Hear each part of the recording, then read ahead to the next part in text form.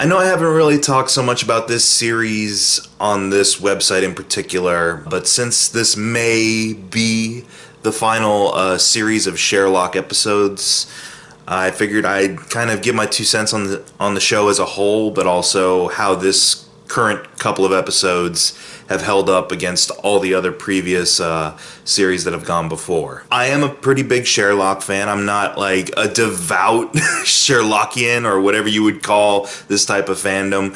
I'm not a shipper really in any way, shape, or form or anything like that. It's just a show that I thought did a good job with its premise. A modern reinterpretation of the Sherlock Holmes mythos, as it were, and what they did to certain characters and certain storylines to adapt it into a modern day setting and provide some context in the modern day for certain scenarios and MacGuffins. I mean, there's a reason why this is in my library. I've always enjoyed the Sherlock character across the several different media and stories that he's represented in. This idea of this phenomenally bright and insightful individual who is able to use his deductive reasoning to sort out everything from robberies to murders, but at the same time has this kind of emotional disconnect when it comes to human interaction. I feel that's something definitely that Benedict Cumberbatch's interpretation of Sherlock has brought to the forefront, is this delicate balance in the character between being able to be this extremely intelligent and methodical character, but at the same time you take delight and you are along for the ride as he bit by bit slowly starts to accept other people into his life in a way and slowly starts to kind of understand where us common folk are coming from, even though it might seem a little alien and foreign to him at times. And I feel like the balance Martin Freeman's Watson strikes with Sherlock also adds to this, and it makes for a really great working duo in this series that, no matter what quibbles I may have with an episode here or there, keeps the series overall very engaging and very entertaining. Is this dynamic and this central relationship between the two characters really works well. I rarely have seen a Sherlock Holmes interpretation that hasn't worked for me. Like, I can find merit to even like the Robert Downey Jr. Jude Law adaptation done on the big screen. But what this show, I feel, excels at also beyond, say, other film or literary adaptations aside from the original Conan Doyle works, is the idea that these supporting players in these stories have never been more fascinating to me. There's many more facets involved in their characters, I feel, than what was originally probably presented in the first stories. Especially when it comes to characters such as, let's say, Mycroft, who I recall not really being much in the ways of a provocative character in the original works. He's definitely sort of adversarial and at times and so forth, and something of an obstacle in Sherlock solving cases. But in this show especially, he has been just a very interesting kind of character to watch. Co-creator and fellow actor Mark Gatiss, I feel, does a great job in that aspect in presenting this sibling rivalry taken to the next level, and also taken to the next like intelligence level with regards to these two brothers just trying to outwit each other all the time, be it on a professional level or even just trying to get under each other's skin socially. Add to that other characters like Mary Mortensen, later to become Mary Watson. Original characters or amalgamations of characters such as Molly Hooper, and let's not forget Mrs. Hudson. And this show has a very fun cast. I feel that you can tell they have a lot of fun working off of each other. And at times, and I don't mean this at all as a detriment to the show, at times the characters steal focus from the mystery and the stories, which I get, because as you go along in this series, you want to learn more about our supporting players. You want to learn a little bit more about the relationship between Sherlock and the police, and especially his connection to Lestrade. You want to see Molly become a little bit more assertive in calling him out on his bullshit. You want to see John Watson and Mary work through their problems and eventually reconcile. But at the same time, I've never been one of those fans who's been like, oh yeah, Sherlock and Molly. I mean, it's cute and all for what it is, but I never really thought like, oh god, I really hope the series hooks them up and then they become an item or whatever, because then I feel it would start to kind of become that kind of pandering, innovative show that starts out innovative but then slowly kind of starts appealing more and more to its audience directly. I've enjoyed each series for what it was. I enjoyed series 1. It's so hard saying series instead of season, but I know that's the way they kind of view it in the UK, but I enjoyed series 1 as this laying out the groundwork of the world, laying out these character dynamics, laying out how they were going to be approaching all these mysteries, and I actually like how they were going to be approaching a personality and a concept as broad,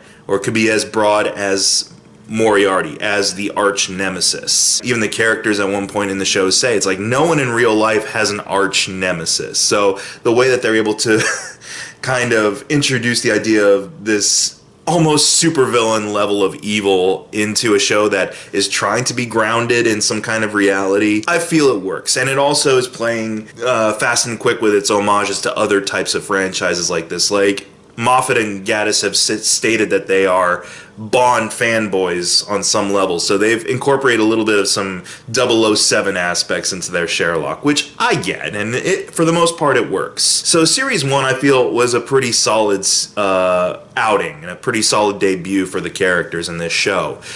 Series 2, you start to see a little bit more of the interpersonal dynamics at play within the show, especially when you introduce a possible romantic foil for Sherlock in the form of Irene Adler, especially when you start to build up a little bit more bonding between Sherlock and Watson. They're not quite as standoffish as they were in the first series.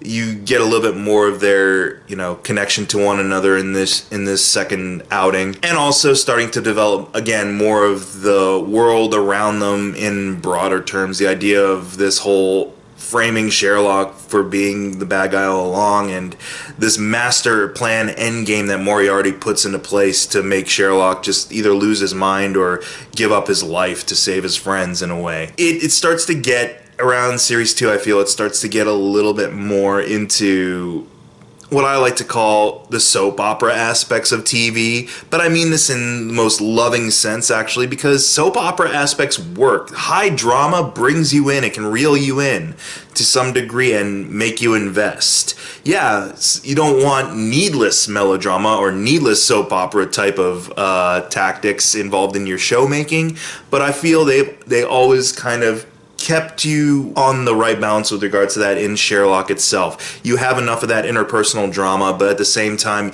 you still want to know what's going on in the actual story and mystery and cases that they're involved in. Series 3, I'd say, is the most personal of all the series, in that it's very much centered around Sherlock, Watson, and Mary at this point, and kind of the strife and struggles they're going through, from discovering secrets about each other to some degree, to constantly kind of saving each other from the edge, as it were. And I feel the mystery portion of the show is definitely not as thought-provoking, perhaps, as it was in the previous series.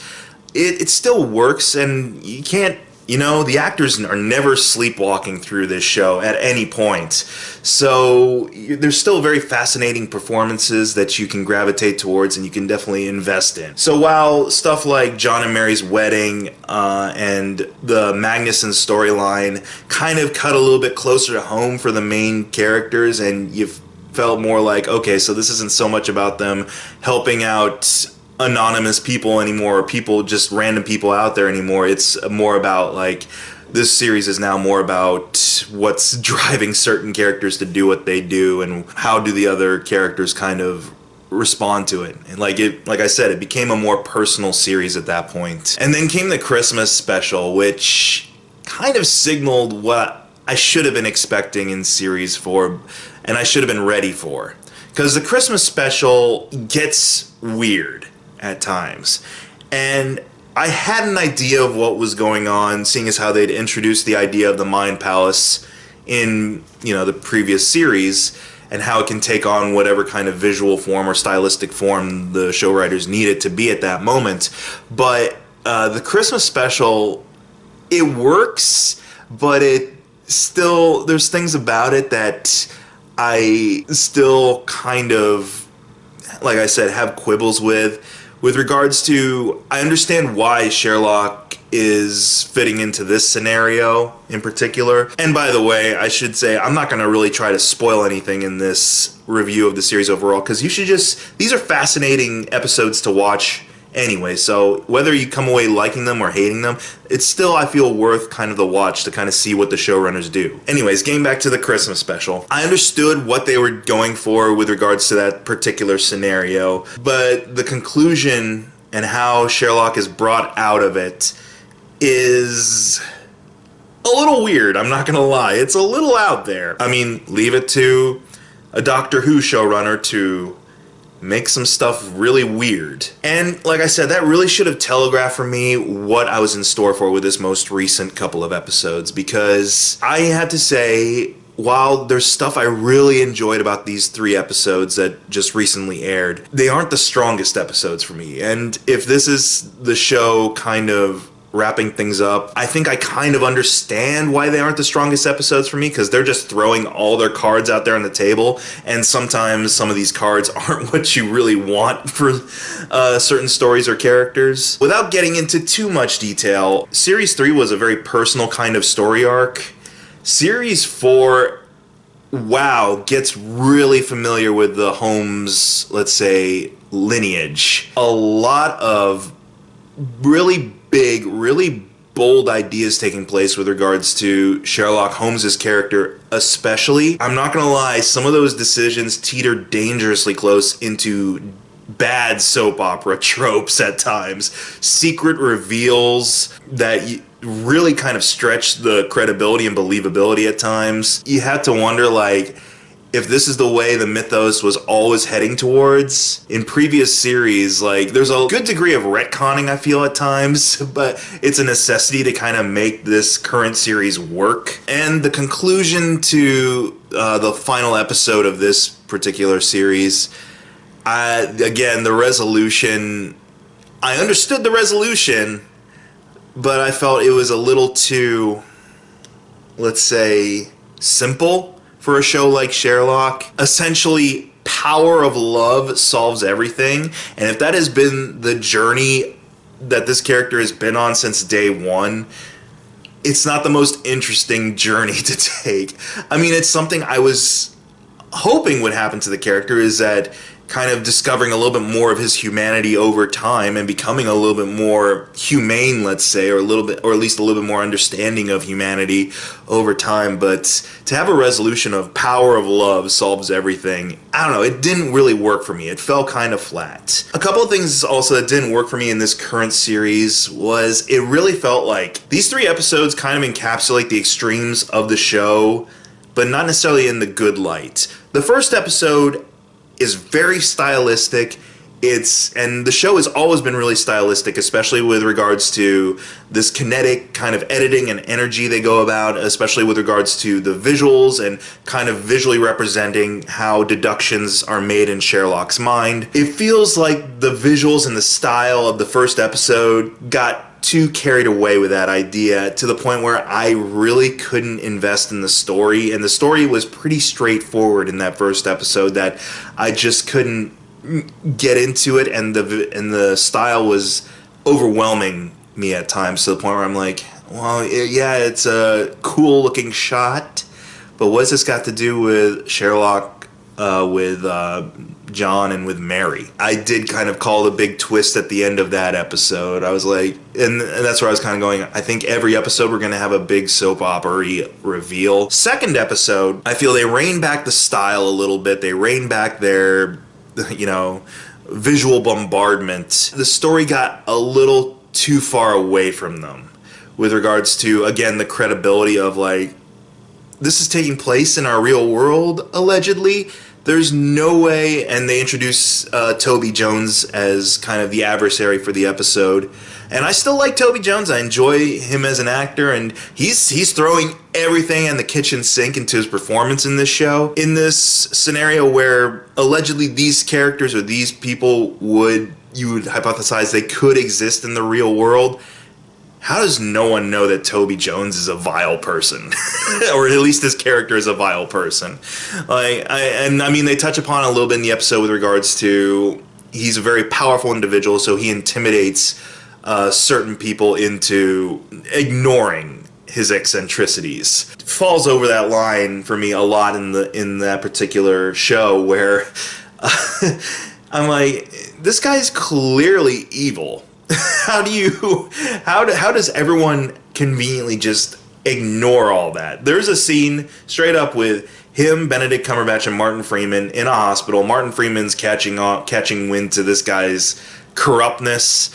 Benedict Cumberbatch is trying to coax it out of him a little bit more. But there's Toby Jones over there, like, with his grotty little teeth and these big eyes and everything like that. Like, essentially, just give him, at that point, a white cat to be stroking, and then he can just turn around in the chair and be like, mwahaha. I get it, you guys are Bond fans, but this is clearly a Bond villain. It's not necessarily something I feel that would fit 100% into a Sherlock story. But again, they dialed back their style a little bit more there, but the credibility of the narrative got a little away from them. And again, that last minute reveal in the show brings us into that Days of Our Lives territory where I totally expect the camera to zoom in slightly and go dun dun dun. And that brings us to the final episode, appropriately titled The Final Problem. It's nothing like the actual Final Problem story,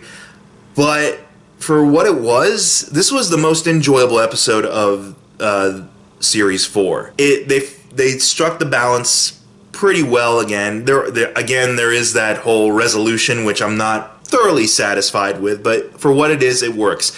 It's a scenario, essentially, that puts Sherlock, Watson, and Mycroft through an emotional gamut. This is where I feel this would be a good way to wrap up the show as a whole, because a lot of characters get good payoff in the end. You have a great scene, actually, with Sherlock and Molly Hooper. You have a good scene of, even though he's not in the episode a whole lot, you have a good callback to the relationship between Lestrade and Sherlock, and how Sherlock in the early days would just kind of dismiss Lestrade on a whim, but then it has something of a character resolution in this episode. You have a good send-off from Mary with regards to the show as a whole, and a final image that gives you both kind of excitement of like, oh wow, more adventures, I can't wait.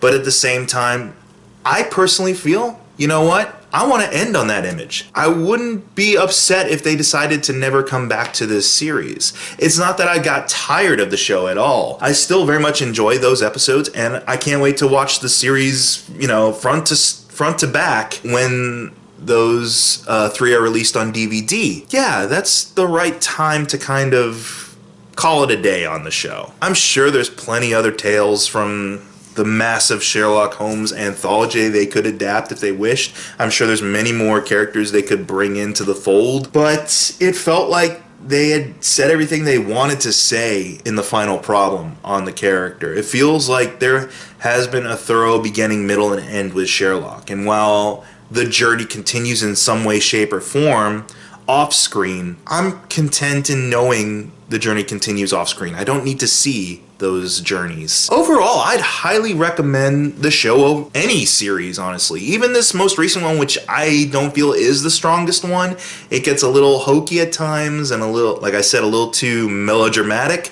But you know what? It's well done TV. It's well put together. The performances from beginning to end are really great, really phenomenal, and they only get better with each new series that is added into the mix. But at the same time, I'm perfectly fine with the story kind of ending here. I'm perfectly fine with following Cumberbatch and Freeman on to other projects. I want to see what else these guys can pull off, not just maybe together in some other way, shape, or form, but you know what, on their own. You know, Cumberbatch, I want to see him do more leading man stuff. Like, he's proven that in stuff like The Imitation Game, and especially with Doctor Strange, that he can hold a movie. He can anchor a movie around himself. Martin Freeman, he's been doing it for a while with stuff like The Hobbit and everything like that, and, you know, his turn on Fargo. So I'd like to see him tackle more challenging type of roles. I think Sherlock is a great kind of gateway for a lot of people who may have never really cared for the character to begin with,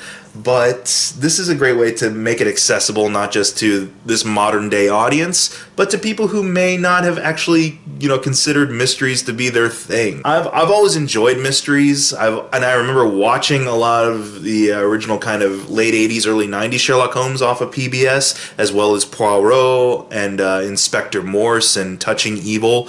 Like, Touching Evil was one of my favorite BBC imports. I enjoyed the USA version for what it was, but it definitely wasn't the original, and I really liked the original. I remember watching that when I was younger and being like, holy crap, that's the Emperor from Star Wars, and he's suffocating children. Whoa! A little tangent there on my PBS fun. Might have to do a top 10 about that sometime. Anyways, I recommend Sherlock overall. It starts out very strong, in my opinion. Gets a little bit more pandering and to its fan base as it goes along, but it's still enjoyable. It's all very elementary, my dear Watson. Go watch Sherlock. God, that sucked.